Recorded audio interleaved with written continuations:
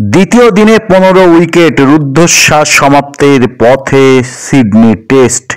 শেষ বেলায় জাদেজার catch drop, স্লিপের উসমান খোয়াজার ক্যাচ ছিল, যদিও স্টিভ স্মিথ ঝাঁপিয়েছিলেন, এক হাতে ক্যাচ নিতে পারেননি, নয়তো দ্বিতীয় দিন উইকেট সংখ্যা দাঁড়াতো 16। সিডনিতে অপ্রত্যাশিত পিচ, যেখানে মূলত স্পিন সহায়ক পিচ দেখা যায় এবার সেখানে বাউন্সি গ্রিন টপ। ভারত অধিনায়ক জসপ্রীত বুমরা টস জিতে ব্যাটিং নিয়েছিলেন ঠিক এ কারণেই। প্রথম ইনিংসে ভারত 185 রানেই অল আউট হয়।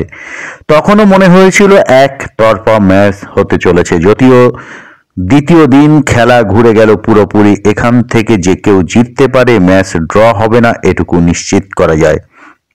প্রথম দিনের শেষ ডেলিভারিতে উসমান খোয়াজার উইকেট হারিয়েছিল অস্ট্রেলিয়া। দ্বিতীয় দিন ভারতের দাপট বোলাররা যেমন দুর্দান্ত, তেমনি ছিল ক্যাচিং।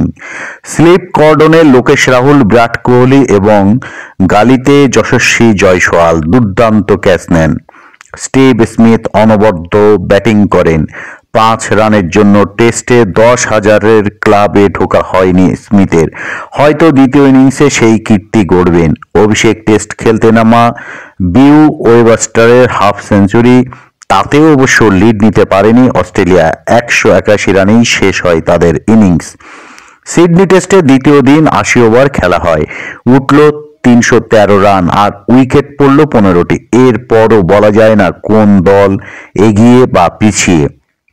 মাঝে ঋষভ পন্থের বিধ্বংসী ইনিংসে যে ম্যাচের পার্থক্য গড়ে দিয়েছে এটুকু বলা যায়। পন্থের দুর্দান্ত ব্যাটিংয়ের সৌজন্যে দ্বিতীয় ইনিংসে 6 উইকেটে 141 রান তুলে নিয়েছে ভারত। সব মিলিয়ে লিড এখনো পর্যন্ত ভারতের 145। ক্রিজে রয়েছেন রবীন্দ্র জাদেজা এবং ওয়াশিংটন সুন্দর। এই ম্যাচে এখনো অনেক রোমাঞ্চ বাকি।